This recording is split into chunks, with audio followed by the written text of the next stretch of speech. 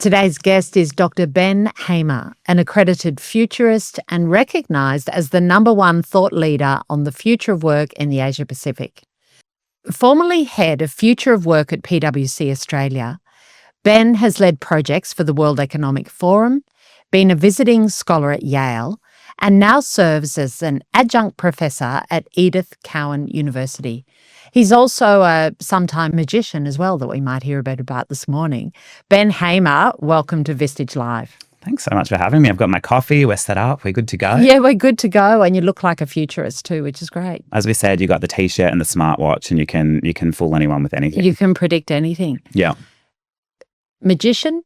Better go there. Tell me about that. Yeah, so we were just talking about this before we went live, right? So I'm doing a lot of research at the moment on curiosity. So I've been fortunate it's taken me all over the world talking to really interesting people. And now that I'm starting to bring that research back and talk to people here in Australia about it and share some of those findings, I thought about, well, it's not just necessarily talking to curiosity, but it's also in what you do. So I did a keynote on stage the other week, several hundred people, all under the age of 30, which is terrifying. And I did a magic trick for the first time. So that was quite interesting. I was saying I Googled what is the most impressive but easiest to learn magic trick, and I made a water bottle disappear. Right. Good. And they were impressed, I'm assuming. Well, yeah, they were impressed until someone in the Q&A asked how I went about making it happen. And I said, well, I'm not a magician, so I don't really care. I'll tell you. And then they were wildly disappointed at how easy it was. Right, So from that point in time, I said, maybe I will keep my secrets like a true magician. Nice. Talk to me about curiosity. It's such a valuable trait in a person, isn't it? Yeah. So I guess why I was really fascinated by it was because in my line of work, right, as a futurist, a lot of the time working with organizations, they are continually wanting to know, how do I stay future fit, future ready? What are the skills I need for the future?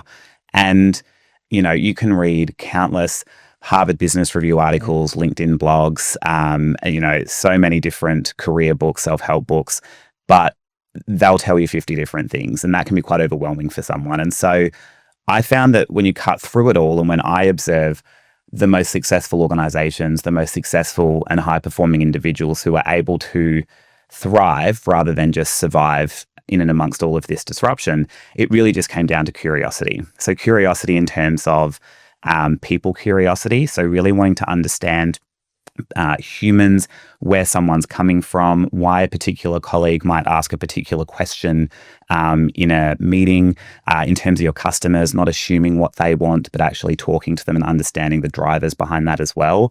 You know, things like strategic curiosity, where people were looking beyond their immediate industry and looking out more broadly to the market and looking at you know, how different megatrends collide. So say if they work in healthcare, well, what's the impact of climate change on healthcare? Or what's the impact of AI in healthcare? And having those conversations and not just getting caught up in the day-to-day.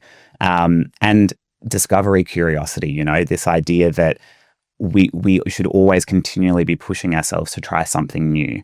And I think a lot of the time we're often doing things based on the idea of whether or not we'll get enjoyment out of it. But this whole notion of discovery curiosity is based on the idea that you'll always learn something new when you step outside your lane. It's not about whether or not you'll enjoy it, it's can you learn something? And so, you know, I really encourage people to follow Instagram accounts they wouldn't normally follow, or listen to a podcast from someone that, you know, you disagree with, that you know that you have a fundamental values misalignment with, but listen to understand, not listen to agree, but listen to understand. And all of this around curiosity has just continually fascinated me. And so, you know, I as I said, I think that it's the #1 thing we need to be future ready. My whole purpose and mission and why is to help organizations and people prepare now for what's next. And so that's sort of where that was born and where it's going.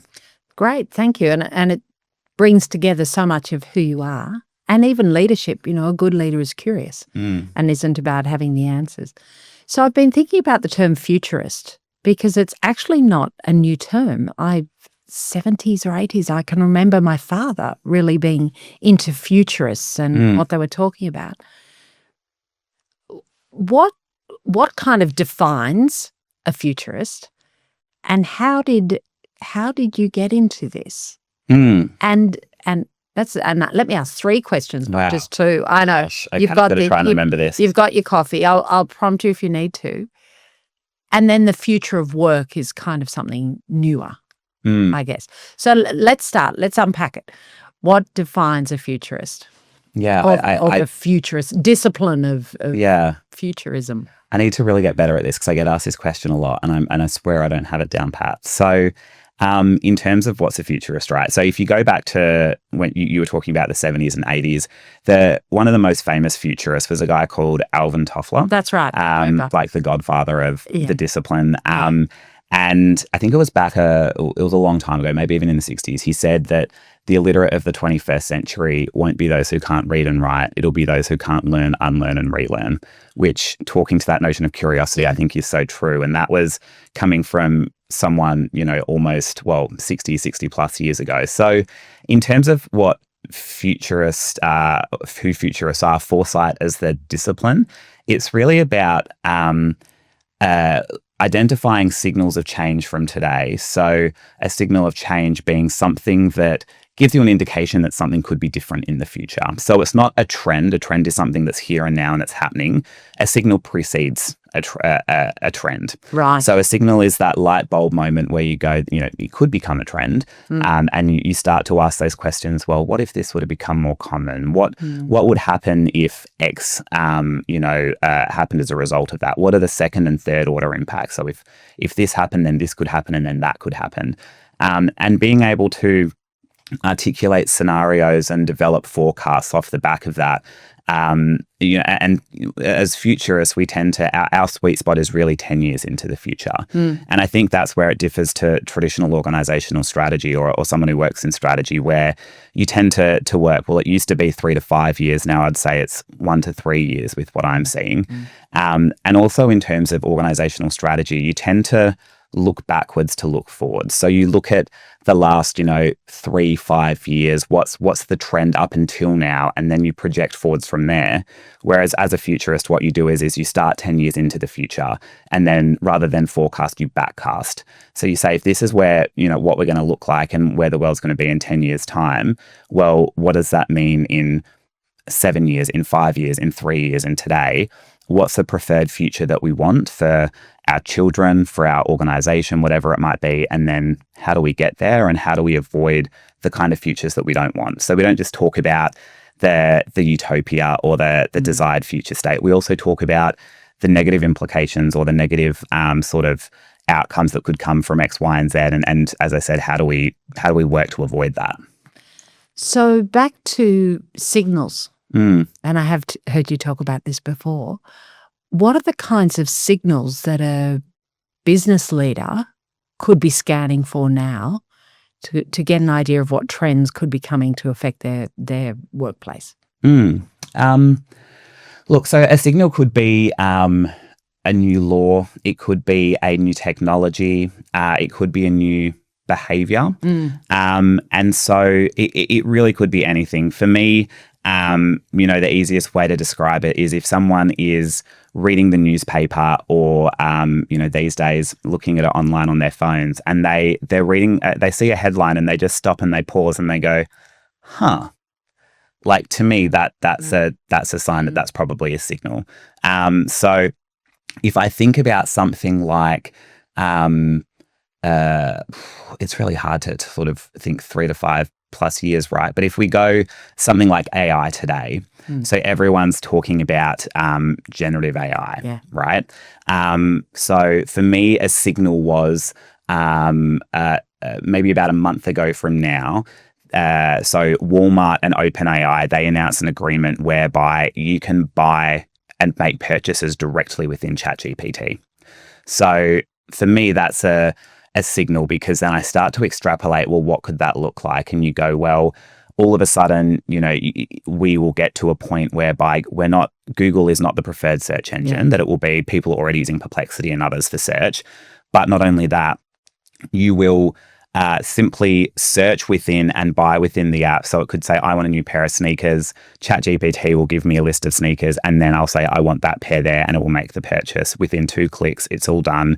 It's taken me 30 seconds as opposed to hours of research if you're me trying to buy something online. But then what does that mean? Well, it means, what does that mean around search engine optimization? You know, marketers are always about how do we become top of the list on a Google search? Well, actually, it's how do you influence the large language model and the algorithm so that you're recommended as the preferred option? What does that mean in terms of how organizations communicate with customers? Because at the same time, we're going to see the rise of agentic AI. So AI agents who, you know, we're all going to have our own personal AI agents as well. So like our own virtual assistant, and brands are then going to have to start selling directly to their customer's agent, not directly to the customer themselves. So that's sort of an example of where a headline came about. And then rather than just go, oh, that's interesting, you know, I then started to think about, well, what are the plausible future states that could come from this? And that's the difference, isn't it? That a leader or anyone could see the signal and go either way. They could go to cynicism, I know better, this won't work, this is bad, or curiosity, exploration, extrapolation. They're kind of different paths. That's that point that you could go either way, I guess. Oh, totally. And I think what's interesting with that, though, so I gave you an example of one that's that I'm pretty confident about, because obviously I want to sound good. But it you know, a lot of the time when you're doing this as well, you know, just because, you know, I said that, it doesn't mean that it's going to come to fruition. No. I mean, that's one that is likely to. Yeah. But there are others where, you know, there could be a much lower likelihood. And I think that the challenge that we have, particularly as leaders, is that increasingly over time, we value efficiency. And so when we value efficiency, we look at curiosity as being unproductive. Because unless it's going to have a direct outcome, or it's going to have a direct benefit or a direct return, it's not really worth my time. So when I believe that all leaders need to have this sort of foresight capability. I don't think it's in the realm of a futurist. I think with the pace of change, the convergence of trends, the increasing challenges within the market and operating environment, all leaders need to have this foresight capability. But as I said, it's sometimes seen as, and that curiosity that underpins it is seen as being inefficient or slowing things down, because, well, what happens if I start to plan for a scenario and the scenario doesn't manifest? And the point is not getting it right. The point is being ready. So I think my three questions are all coming together now anyway. We talked about the history of futurists. So you were at PWC in a strategy role, and then it led to the future of work, or how did this happen for you? Other way around. So I was in my background was in people strategy, workforce strategy. I mean, if you go before that, my qualification was in marketing and consumer behaviour. So for me, it's always been the psychology and behaviour of people has always been what's really fascinated and driven me. It started out looking at that in terms of, you know, people as consumers and buyers. Why do they buy what they buy? And my honest thesis, which sounds a little bit silly, but was super interesting, was this whole idea of why do people spend, X amount of dollars on a premium brand of bottled water as opposed to just buying a home brand alternative, because water is water. It's a utility.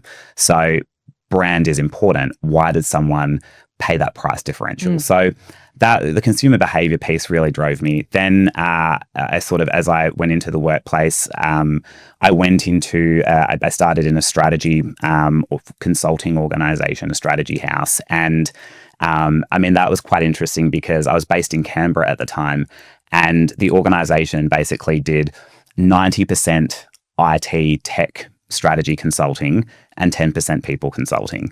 And so going into there, I was like, well, I'm not a tech person, so I guess that kind of leaves me the people stuff. And I loved it because people strategy was, again, looking at like organizational behavior. Like how and why do people behave within organizations, looking at, the role and function of leaders and the influence that they have within companies. And so started on that journey. Fast forward, working through the public sector, private sector, going into senior executive roles. And it was always driven by that. But then, from a functional perspective, it then sort of evolved into, well, what's the kind of workforce that we're going to need in 3 to 5 years' time? What are the kind of skills and capabilities? Even 10 years ago, we were talking about build, buy, borrow, bot. So this idea of, do we grow capability? Do we bring in it as contractors? Do we automate it? Do we invest in upskilling our people? And that sort of then evolved into the future of work. Yeah. That came out as a discipline, or emerged as a discipline, I should say. And because I am inherently a curious person, for me, that really attracted me, because it was still the work I was always doing, but then going back to my point earlier around this convergence of different trends, all of a sudden it's not just, people strategy in the context of HR. It's, people strategy merged with, well, what's happening around property and real estate, because, hybrid working and where people work, and what does that mean around your property portfolio? A lot to do with tech and working with the IT departments and functions, because naturally we're talking about AI and automation, but then also systems like ERPs that are really helping us to do this, streamline and find efficiencies and redefine ways of working. So I kind of was in that future of workspace. It was right place, right time. And then, at PWC, they made a strategic decision that they wanted to be known for that. Yeah. That was my jam. So, I then played I was the head of future of work at PWC. But then I guess, going back to sort of what I was saying around going from people consulting or people strategy to the future of work, similarly, I was talking about the future of work, and I'm going, well, now increasingly we can't talk about the future of work without talking about climate change, without talking about trust, without talking about, consumers, because increasingly, with people being more transient and mobile in the workplace, our workers are our consumers and vice versa. They buy our products, they work for us. So that intersection between employee value proposition and consumer value proposition. And that's kind of where I went broader. And I was bored during COVID. So I did a whole heap of online learning and study and accreditations to be a futurist rather than just someone who specializes in the future of work. In the future of work. Interesting. Thank you. I love that build, buy, borrow, bot. Isn't that interesting that people were talking about that a long time ago? And there could be a misconception that that's a real and now kind of issue. Well, even to give you another example, right? So I had an interview with the journo the other day, and she asked me the question around how what she's observing is that leaders in organizations are finding it really challenging or difficult to have challenging conversations. And she said, is that something you're observing? What's driving that? And I said, that was a conversation that was being had when I entered as a junior working within HR.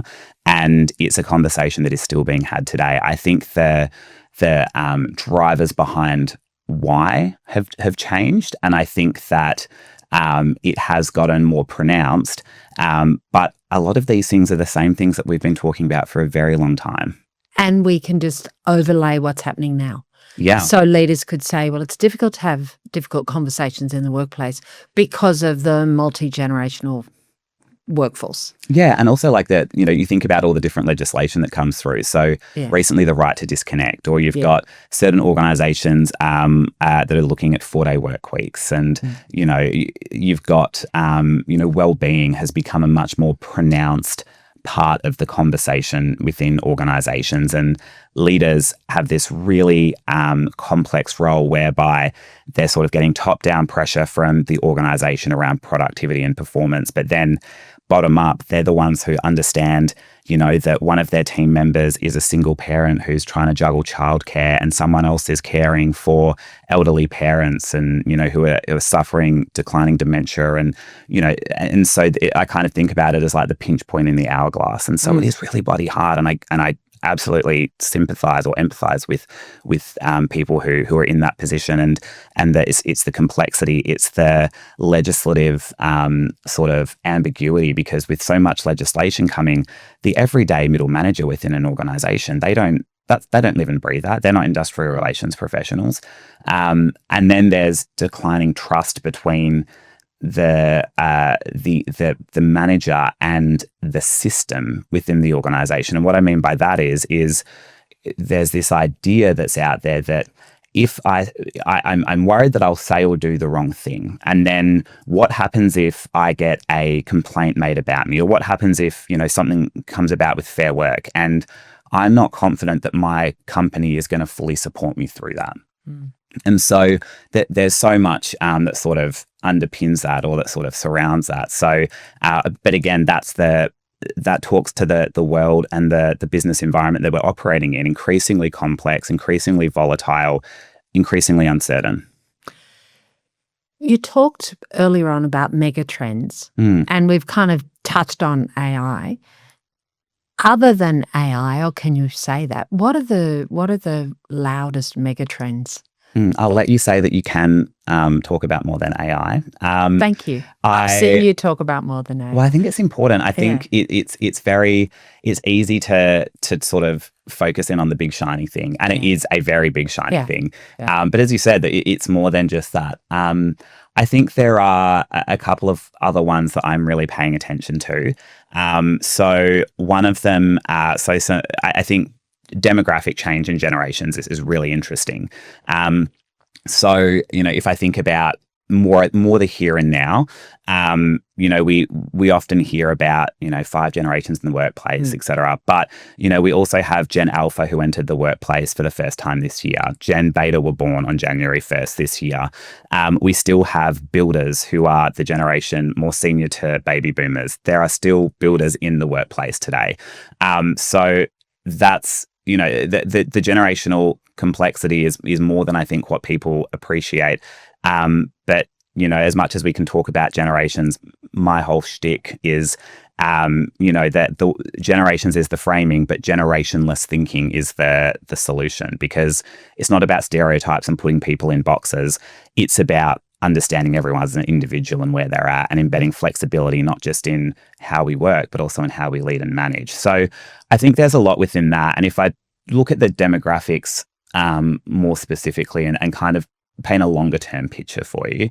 So if we look at, I'm going to take you on a very quick economics lesson, but I'm no economics expert. So or magician, you neither. Well, yeah. You could say I'm a magician now. I do have performance credentials. Yeah. But no, so I think some people, when I say economics, they kind of deer in the headlights. I'm like, no. If I can understand it, you can understand it. Right. So when we talk about economic growth, we often talk about 3 key things that drive economic growth. So one is participation, so the amount of working age people who are active in the workforce.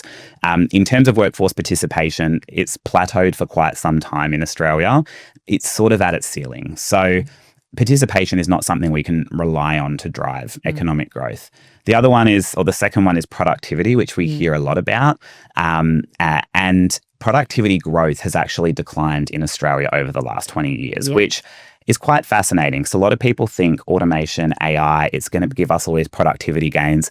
Over the last 20 years, we've still grown, but at such a small rate, and that rate of growth has declined. So why? Because as humans, we tend to just create stuff. So if what I mean by that is think about the amount of times you've seen a new system or a new something come into play at work. And then it's promised that it's going to make things more streamlined, and it's going to make things better and faster, and we won't need as many people to do it. And then 3 years later, you look back on it and you're like, we still have just as many people. Yeah. We didn't really realize those efficiency gains that we said that we would, because we create more stuff. The other thing is that productivity is a flawed metric. Productivity is output over time. And if you think about the production line and the factory model, then you're producing widgets. So, you produce 20 widgets in an hour. The next week you produce 22 widgets in an hour. There's productivity growth. But when we're knowledge workers, and we're increasingly doing stuff with our brains, and it's not how quickly you can do something, because work is becoming more strategic, more, cognitively intense. We need to think about it longer.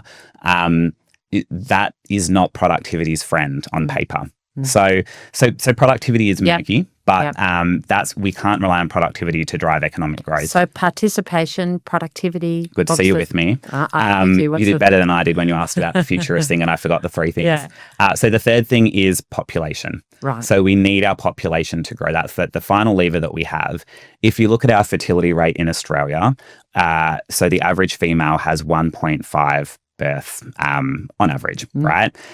We need that to be 2.1 in order to sustain our population on births alone. So 1.5, we're sitting well below that, which is quite consistent though with a lot of other developed countries. So that means the only way that we can grow our population is through migration. If we aren't going to see an uplift in our participation rate, so the amount of people who are able to work, then that means it's not just sort of migration writ large, it's skilled migrants. We want working age skilled migrants to come to Australia. And the bulk of those working age migrants are in middle income countries like the Philippines, Indonesia, and India. So we're going to see a lot of people from those middle income countries migrate to Australia to help fill some of the worker shortage gaps. Currently, there's a forecast that suggests we'll have a shortage of 600,000 workers in 10 years' time. So we're going to need those skilled migrants to do some of that work. We're also going to need AI to do some of that work as well. People talk about AI coming to take our jobs. We need AI to take some of our jobs. And so why I tell you that is that not only are we going to have an aging population with the declining fertility rate, by 2050, 1 in 4 Australians will be aged over 65, including millennials in that figure. So not only are we going to have an aging population, we're going to be a much more multicultural population today as well. And when I say a much more multicultural population today, that's on top of the baseline whereby 30% of people living and working in Australia today were born overseas. Almost 1 in 3 of us were born overseas today. That's not sort of going back 2-3 generations, right? If you look at the census that's going to take place next year, India is going to overtake the UK as being the largest migrant population in Australia. And so we're going to be far more multicultural, far more diverse, age diverse, ethnically diverse, not just in our communities, but in our workplaces as well. And I think that's going to be that's going to present, in my view, so much opportunity. But there will be challenges that come with that as well. When I talk to organizations, they often talk about the aging workforce as a risk.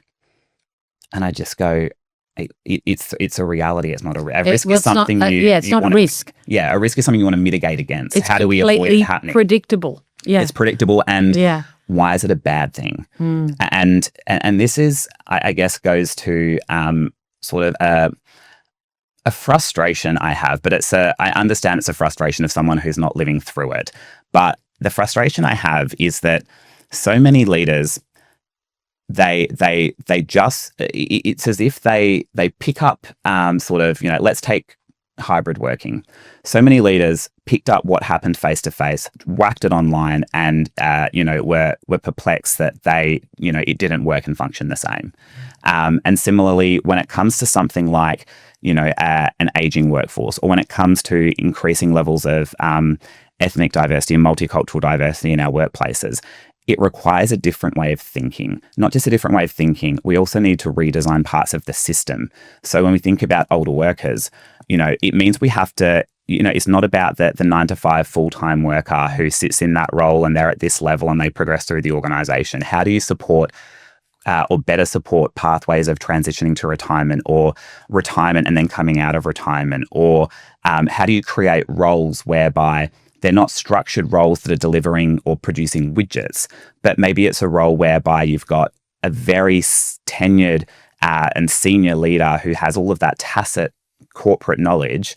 How do you create a role where they're just a mentor? And we would go, well, I would never pay someone to just be a mentor. That's something that's so nice to have that you do on top of the role that I'm paying you for. But that's where we need to start to pull apart what is work, how do we design jobs, and maybe do it a little bit differently.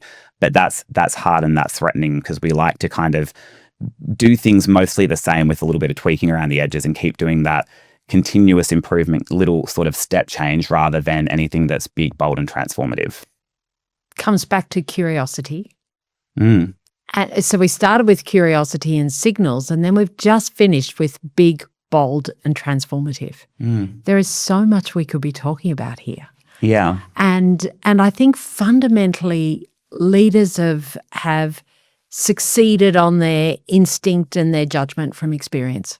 Yeah. And I think what you've brought to this conversation today, Ben, has been some perspectives, and some of them quite different. And even that idea of where we are, of strategy of 1 to 3 years, and this is the plan, we're going bold, we're going big. But for someone really talking about 10 years out, I mean, we haven't even scraped the surface of this conversation today, but it's been really interesting. And I've learnt a lot, and I'm curious for more. Ben Hamer, thank you so much for joining us. Thank you.